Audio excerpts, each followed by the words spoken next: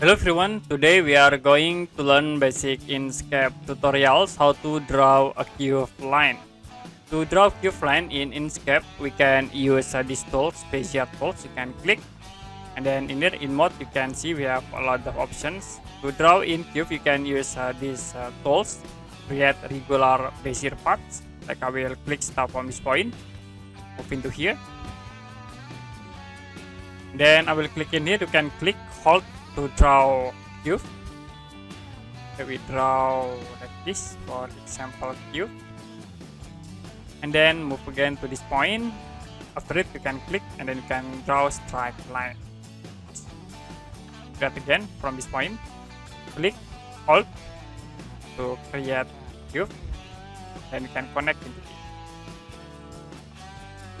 Okay, that's it for basic Inkscape tutorials how to draw curved line. And if you have any question about this tutorial, you can comment below this video.